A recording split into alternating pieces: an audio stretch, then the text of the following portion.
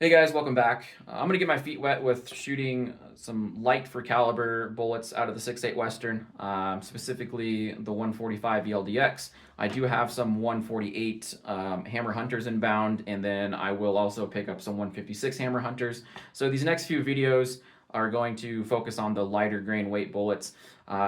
This first one we're going to try out with the Winchester StaBall HD. I did run some numbers, some preliminary numbers, and the StaBall HD and the H1000 seem to yield the highest velocity with these grain weight bullets. So we're going to be starting with this powder, and we'll morph into the H1000 here in the near future. I've already been out to the range. I've loaded up a bunch of ammo already, and I've shot it. I've got a bunch of data for you guys, and I did do a seating depth test with the bullet. So with that being said, let's jump into what I've got going on. Real quick, the Gray Moon first aid kits are complete and now shipping. So these are up on my website if you guys want to support me in any way. These are fantastic for throwing in a range kit bag or tossing in an everyday backpack or a hunting pack. I've got a video that I'll link up here that goes through everything that's in the kit. Also, for the first 3 online orders, you guys will get a free Richardson snapback cap. This will be included in your order, so I got a few different colors here, but just the logo here. So anyway, just a little sweeten the deal a little bit. If you guys buy one of my first aid kits, you guys will get a free hat, and it's all useful equipment. And if you guys use the tourniquet in that first aid kit for any legitimate medical reason, I'll get you guys a new one at no cost to you. And if you guys use anything else out of that kit, just hit me up and I'll work with you guys to get your kit restocked. So back to the video. You can ignore these numbers here. I'll put those on the screen for you. But essentially, to start off with this new bullet, I had to find what my jam was. And that is a base to ogive of 2.176 and an overall length of 2.823. My target seating depth, I knocked it down 6,000, so I seeded 6,000s off the land. So that's my new base to ogive is 2.170, overall length of 2.816. Because this is a much deeper seeding depth by about 77 thousandths, based off of what Hodgins recommends for their overall length. I am losing a little case capacity, so I started really conservatively on my grain weight selection. And so the grain weight selection is as follows: 63 grains on up to 66.5 grains. The C is compressed, so at 66 grains I was getting a mild compression of the powder, nothing horrible. But at 67 grains I was getting severe compression of the powder to the point to where it was not wanting to seat my bullet to my targeted base to ogive. So that is out there.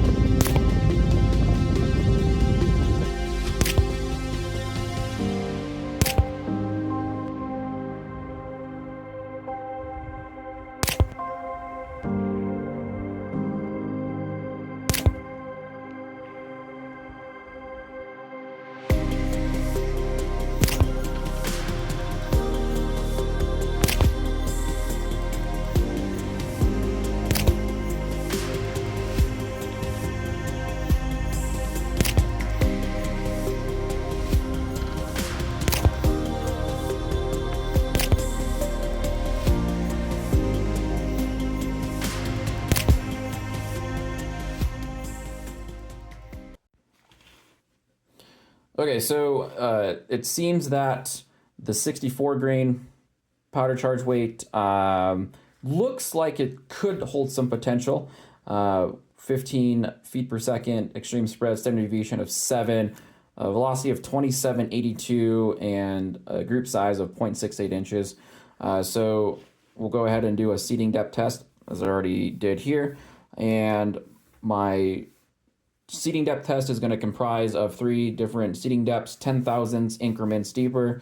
So we're going to go 2.160. This is based to ogive, 2.150, and 2.140. And here is the range results for that seating depth.